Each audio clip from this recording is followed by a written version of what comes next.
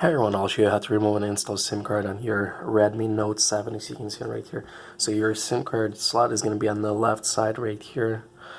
As you can see, there's a little hole. You'll need to stick your SIM tray. Stick it in, click on it, and it's going to pop out. As you can see right here, it just came out a little bit. And use your fingernail to pull it out.